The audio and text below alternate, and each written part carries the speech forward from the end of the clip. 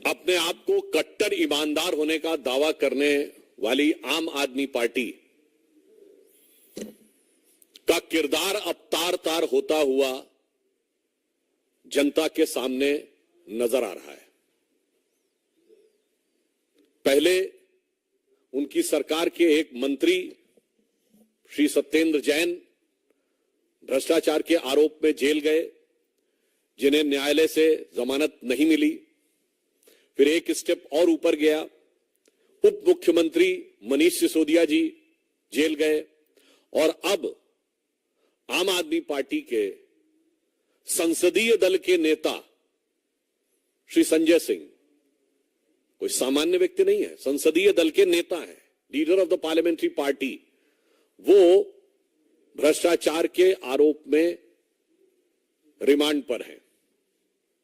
अतः अब यह साफ हो गया है कि आम आदमी पार्टी में भ्रष्टाचार एक आम बात होती चली जा रही है और उसे नित नए खुलासे होना भी बहुत आम बात हो रही है। अब कोई खास बात नहीं रह गई है और जिस प्रकार से मंत्री, उप मुख्यमंत्री और नेता संसदीय दल उत्तरोत्तर भ्रष्टाचार में आरोपित होते चले जा रहे हैं, उससे मैं कहना चाहूंगा कि एक कट्टरता का किरदार पूरी तरीके से तार तार हो रहा है।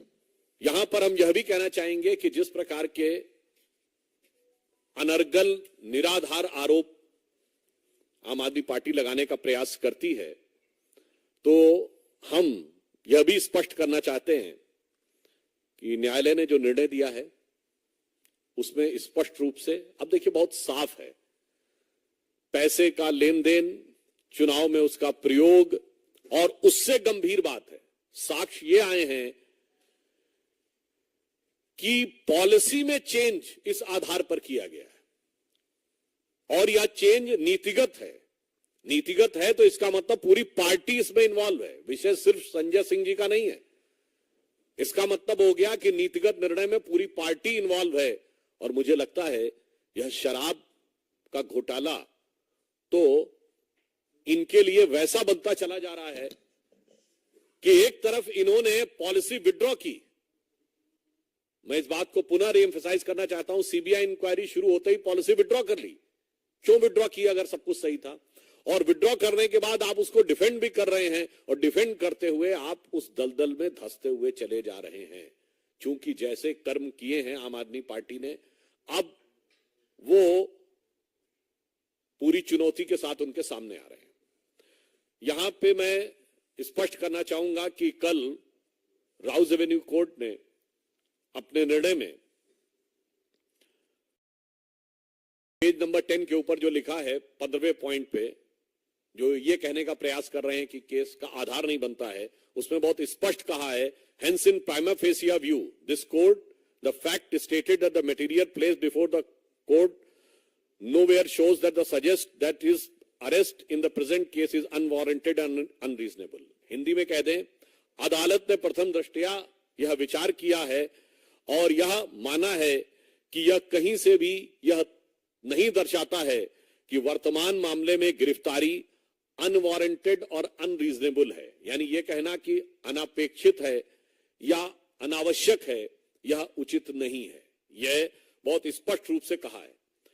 आगे भी अगर आप देखें तो पेज नंबर 11 पे बहुत साफ साफ अदालत ने कहा है कि in the prima fascia appears that the material placed before the court that this amount was delivered at the residence, यानी उन्होंने स्पष्ट कहा है कि जो आरोप लगे हैं उसके इलेक्ट्रॉनिक साक्ष्य सामने आए हैं कि आरोपी और नेता की भेंट हुई है। भेंट होने के बाद जो आरोप है पैसे की डिलीवरी का, वह भी इलेक्ट्रॉनिक साक्ष्यों के साथ मेल खाता हुआ नजर आ रहा है। अब मैं आपसे एक और पॉइंट कहना चाहूंगा कि जजमेंट के पॉइंट नंबर 13 को अगर आप पढ़ें पेज नंबर 12 पे, तो उसमें अंतिम 2 लाइनों में कोर्ट ये कहता है, दो the veracity of these statement will be tested during the course of trial only, but for the purpose of investigation and such statement has to be believed and taken into consideration. उन्होंने कहा कि वास्तविकता में दोष का निर्धारण जांच के बाद होगा, पर प्रथम दृष्टया जो साक्ष्य हैं वो विश्वास करने योग्य और कार्रवाई शुरू करने योग्य नजर आ रहे हैं। तो अब इसमें कोई किंतु परंतु का स्कोप नहीं है। आगे भी बिंदु क्रमांक 14 में कोर्ट कहता है the material placed before the court and its direct nexus with the activities pertaining to the proceedings of the crime and the present case by way of receiving the above amount of rupees 2 crores have been shown, his sustained and custodial integration appears necessary. अर्थात न्यायालय ये कह रहा है कि जिस प्रकार के साक्ष्य आए हैं उसमें पैसे के लेन देन को लेकर जो तथ्य सामने दिखाई पड़ रहे हैं उनके अनुसार यह हिरासत में रखकर पूछताछ नेसेसरी अर्थात आवश्यक प्रतीत होता है। मुझे लगता है कि अब इसके बाद जो आम आदमी पार्टी जो भारत की राजनीति में मूल्यों की राजनीति स्थापित करने का दावा करके आई थी, वो सबसे मूल्यहीन पार्टी दिखाई पड़ रही है। और मैं कह सकता हूं कि दिल्ली की जनता आज अपने को ठगा हुआ महसूस कर रही है। और इसके साथ मैं ये भी कहना चाहूंगा, अब एक के बाद एक नेता जिस प्रकार से उभरते चले आ रहे हैं इसमें, तो ऐसा लगता है कि दारू के दरिया में पता नहीं कितने डूबे और उतराए हुए हैं। और मुझे तो वो पुराने गीत की पंक्ति याद आ जाती है, एक निकल रहा है मंत्री, फिर दूसरा डिप्टी सीएम, फिर तीसरा संसदीय दल का नेता, और अभी आगे अल्लाह जाने क्या होगा आगे। तो मुझे वह पंक्ति याद आती है, जिसको देखो वही आज मदहोश है, आज तो ये दीवाना गजब ढा गया।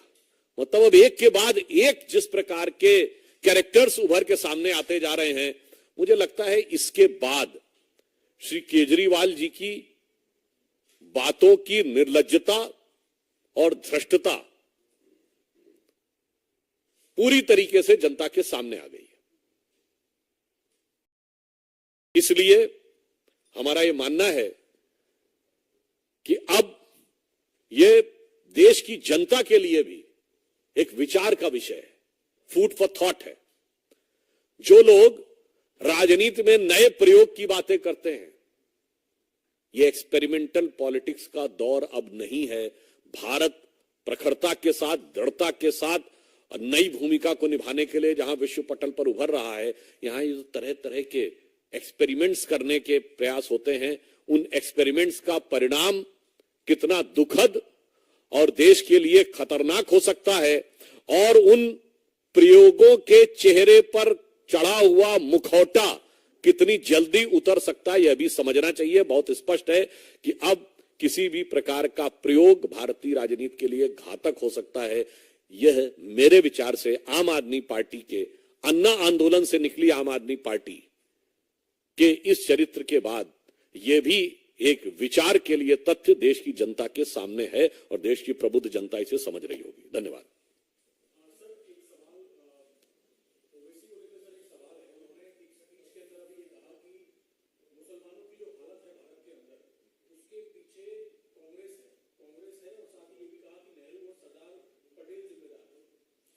देखिए, वो वैसे तो किस किस स्पीच में क्या क्या कहते रहते हैं उसके ऊपर टिप्पणी करना वो है, तो मुझे लगता है इस प्रश्न का उत्तर तो आप उनसे ज्यादा पूछें तो ज्यादा बेहतर होगा, कांग्रेस वालों से। हाँ, इतना जरूर मैं कहना चाहूंगा कि आज जो भी हालात है, यद्यपि यह बात मैं एक बार मैंने संसद में भी कही है, मैं पुनः कह देना चाहता हूं कि आज स्वतंत्रता के 75 वर्ष हो गए।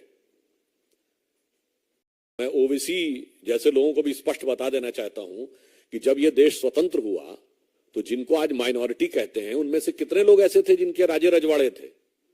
कोई जैन रियासत थी क्या? कोई क्रिश्चियन रियासत थी, या पारसी रियासत थी, या यहूदी रियासत थी? इक्का दुक्का महाराजा पटियाला वगैरह को छोड़ दे तो बस एक दो ही सिख रियासतें थी, और लाइन लगा के मुस्लिम रियासतें थी। नवाब पटौदी, नवाब जूनागढ़, नवाब भोपाल, नवाब लखनऊ, हैदराबाद के निजाम। तो फिर क्या हो गया भाई? आप तो सुल्तान आलम थे, हुजूर नवाब थे, क्या हो गया? इसलिए मैं जो बात बोल चुका हूं, ओवैसी जी को समझना चाहिए कि जो हुक्मरान वक्त थे वो आज मजलूम हो गए। क्योंकि सेकुलरिज्म के जाल में ऐसे फंसे कि उल जलूल हो गए।